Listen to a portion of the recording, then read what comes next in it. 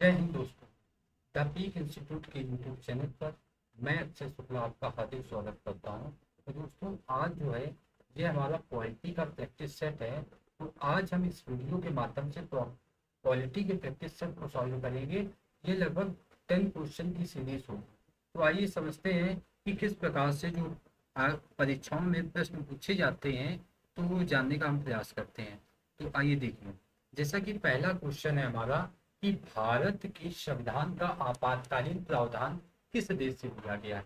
तो अगर हम आपातकाल की बात करें कि आपातकाल का प्रावधान जो भारतीय संविधान में शामिल है वो किस संविधान से किस देश के संविधान से लिया गया है, तो वो जर्मन के संविधान से लिया गया है। तो अगर हम इसके राइट आंसर की बात करेंगे तो ऑप्शन नंबर फर्स्ट इसका क्या हो जाएगा, राइट आंसर हो जाएगा। ऑप्शन नंबर फर्स्ट जो है जर्मन का संविधान, इसका क्या हो जाएगा, राइट आंसर हो जाएगा। जबकि हम अमेरिका के संविधान की बात करें तो अमेरिका के संविधान से क्या लिया गया है, जैसे मौलिक अधिकार लिए गए हैं, इसके अलावा न्यायपालिका की स्वतंत्रता ली गई है, इसके अलावा क्या लिया गया है, न्यायिक समीक्षा और न्यायिक पुनर्विलोकन लिया गया है। इसके अलावा राष्ट्रपति को हटाने की जो महाभियोग की प्रक्रिया है यह भी अमेरिका के संविधान से लिया गया है। उपराष्ट्रपति का जो पद है यह भी कहाँ से लिया गया है, अमेरिका के संविधान से लिया गया है। जबकि अगर हम फ्रांस के संविधान की बात करते हैं तो फ्रांस के संविधान से गणतंत्रात्मक शासन प्रणाली ली गई है। और आयरिश अर्थात आयरलैंड के संविधान से की बात करते हैं तो आयरलैंड के संविधान से नीति निर्देशक तत्व लिए गए। और इसके अलावा जो राज्यसभा में 12 सदस्यों का मनोनयन जो राष्ट्रपति द्वारा किया जाता है, जो कि साहित्य, कला, विज्ञान और समाज सेवा के क्षेत्र से होते हैं, उसका भी प्रावधान आयरलैंड के संविधान से लिया गया है। तो हम दूसरे क्वेश्चन की ओर बढ़ते हैं। दूसरा क्वेश्चन है, भारत में संपत्ति का अधिकार है, क्या नैतिक अधिकार है, या कानूनी अधिकार है, या व्यक्तिगत अधिकार है, या मौलिक अधिकार है। तो अगर हम बात करें तो भारत में संपत्ति का अधिकार है, ये एक प्रकार का कानूनी अधिकार है। 44वां संविधान संशोधन 1978 के पहले अगर बात करते थे तो यह एक प्रकार का मौलिक अधिकार था। लेकिन जब 44वां संविधान संशोधन 1978 में हुआ तो इसे एक क्या मान लिया गया, कानूनी अधिकार मान लिया गया है। और जो कानूनी अधिकार अनुच्छेद 300 ए में जोड़ दिया गया है। तो इसका जो राइट आंसर हो जाएगा वो ऑप्शन नंबर सेकंड हमारा क्या हो जाएगा, राइट आंसर, अर्थात कानूनी अधिकार है। तो संपत्ति का अधिकार एक प्रकार का क्या है, कानूनी अधिकार। तीसरे क्वेश्चन की ओर बढ़ते हैं। किस अनुच्छेद में स्वतंत्रता के अधिकार की बात की गई है। तो अगर हम अनुच्छेद नंबर 17 की अगर हम बात करते हैं तो इसमें अस्पृश्यता का या अंत यानी छुआछूत के अंत की बात कही गई है। जबकि हम अनुच्छेद 18 की बात करेंगे तो इसमें उपाधियों के अंत की बात की गई है।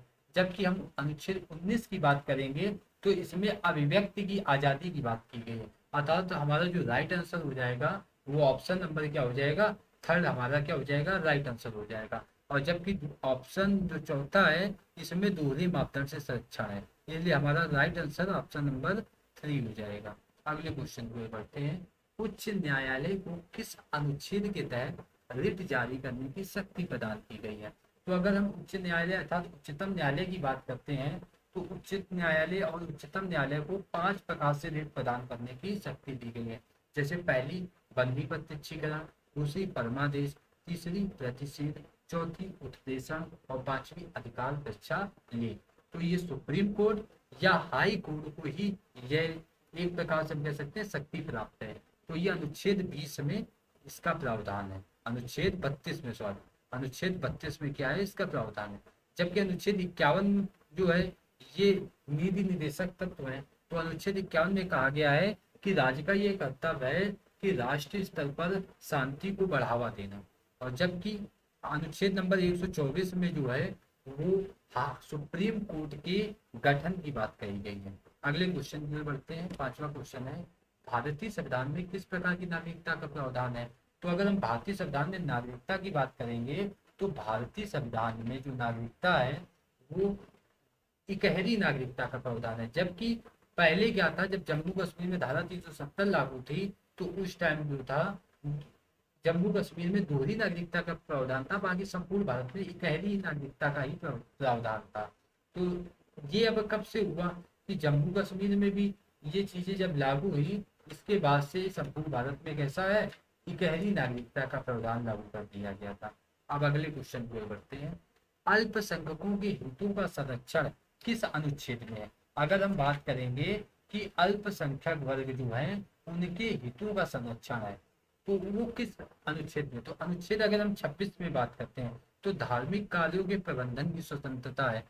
जबकि अगर अनुच्छेद 26 की बात कर रहे हैं तो धार्मिक कार्यों के प्रबंधन की स्वतंत्रता है। अनुच्छेद 27 की यदि हम बात करते हैं तो अनिवार्य धार्मिक कर से स्वतंत्रता था, तो टैक्स देने से क्या है, स्वतंत्रता है। जबकि अनुच्छेद नंबर 29 की हम बात करते हैं तो ये अल्पसंख्यक वर्गों जो वर्ग है उनके हितों को ध्यान में रखते हुए इन अनुच्छेद 29 और 30 है। तो अगर हम संरक्षण की बात कहें तो अनुच्छेद 29 में ही अल्पसंख्यक वर्गों को क्या प्राप्त है, संरक्षण प्राप्त है। तो इसका जो राइट आंसर हो जाएगा ये ऑप्शन नंबर तीसरा आधार अनुच्छेद 29 होगा। और जबकि अनुच्छेद 30 में शिक्षण संस्थानों को खोलने से संबंधित है अल्पसंख्यक वर्गों को। अगला क्वेश्चन है कि संविधान संशोधन द्वारा संविधान में मौलिक कर्तव्य को शामिल किया गया। तो मौलिक कर्तव्य जो है तो ये रूस से लिया गया है, पहली बात। तो दूसरी बात क्या है कि स्वर्ण सिंह समिति की सिफारिश पर मौलिक कर्तव्यों को जोड़ा गया था। तो जब जोड़े गए थे तो मूल मौलिक कर्तव्यों की संख्या 10 थी।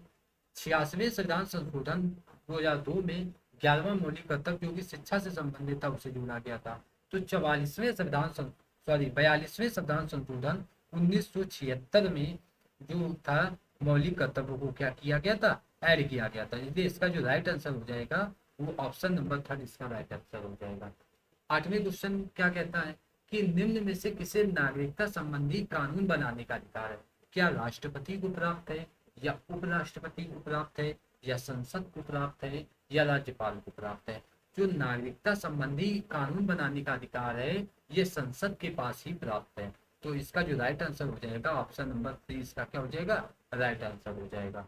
अगले क्वेश्चन की ओर, भारत के उपराष्ट्रपति का चुनाव होता है किसके द्वारा होता है, क्या लोकसभा द्वारा होता है, या संसद के दोनों सदनों द्वारा होता है, या राज्यसभा की विधान परिषद द्वारा होता है, या संसद और राज्य विधान सभाओं के दोनों सदनों द्वारा होता है।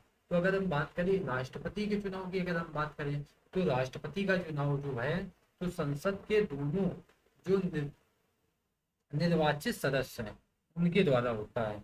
तो और इसके अलावा दिल्ली और पांडुचेरी के निर्वाचित सदस्य और लोक और राज्य विधानसभाओं के निर्वाचित सदस्य, तो ये राष्ट्रपति के चुनाव की बात हो गई।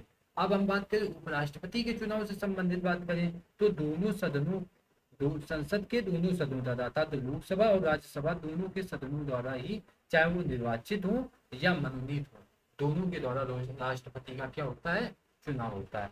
10वां क्वेश्चन कह रहा है भारत में राज्य की सीमाओं को बदलने का अधिकार किसके पास है। तो भारत में राज्य की जो सीमाओं बदलने का अधिकार है यह भी किसके पास है, संसद के पास है। तो यानी ऑप्शन सेकंड जो डी ऑप्शन है ये इसका क्या हो जाएगा, राइट आंसर। सेकंड ऑप्शन जो है ये इसका क्या हो जाएगा, राइट आंसर हो जाएगा। तो आज के लिए दोस्तों इतना ही, नेक्स्ट वीडियो में फिर हम देखेंगे। तो आज के लिए इतना ही, धन्यवाद दोस्तों।